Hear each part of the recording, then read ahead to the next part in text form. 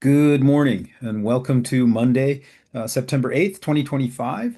This is our weekly introductory video, and it's the first one I'm doing. This is a new thing I'm trying. So this week we're going to recap what last week we learned, and then in another video, I'll give you a quick introduction to what we're talking about this week.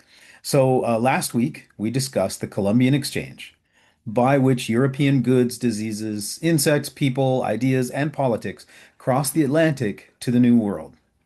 And American goods, diseases, insects, people, ideas, and politics crossed the other way. We also learned how the forced removal of Africans from their homes to work as slaves in the New World was part of this. In part two, we studied the revolutions that occurred in the Atlantic states in North America, Haiti, and France, and looked for change and continuity among those revolutions. One major change was the political idea that a state existed for its people, not its rulers. Along with that came the idea that a state's economy should be organized to provide the greatest benefit to the greatest number, not to support a wealthy elite or a military system used to limit people's rights. One key point I want to emphasize from last week is the development of capitalism. Adam Smith theorized that an economy works most efficiently when private citizens are allowed to seek their own success with minimal intervention from government. Capitalism is defined as an economic system in which the means of production are privately owned and thus profits from production belong to the private individuals who are property owners. Let me just redefine that once more so that you get it. Capitalism is defined as an economic system in which the means of production are privately owned and thus profits from production belong to private individuals who are property owners. Smith based his ideas on his observations from afar. He lived in Scotland and wrote the book while he was touring France. So this was based on reports that he received from the Americas. But he based his ideas on his observations of the economic activities of Great Britain's North American colonists, whose revolution began in the same year, 1776, that Smith published his book, The Wealth of Nations. Smith did not conceive of capitalism as a system of chaos in which government had no role to play.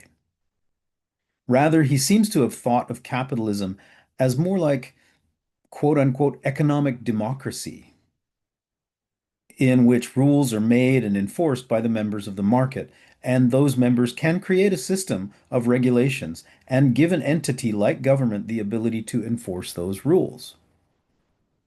Related to this, Smith saw the market, not competition, as the key regulatory system. Competition, for Smith, was not the point of the economy, just a side effect of many people making and selling things. Smith also did not foresee the rise of large multinational corporations and made no allowances for their power in his theory.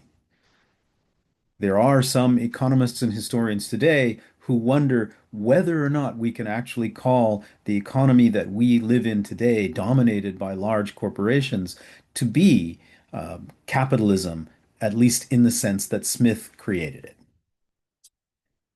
So, those are the key points from last week, and we'll continue to do these videos weekly. I want to ask you one quick question, and I would like your response. So please respond by sending me an email about this using the Lamaku email system. The question that I have for you is, what was the part of this week's lessons that was most difficult for you to understand?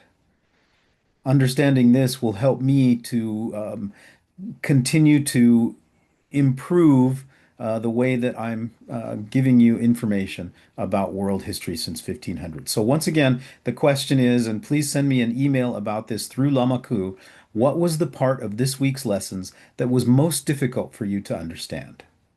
This answer to the question that you're sending me is not graded, and I'm not going to judge you on it. So please just send any questions that you have that had to do with this week's lessons.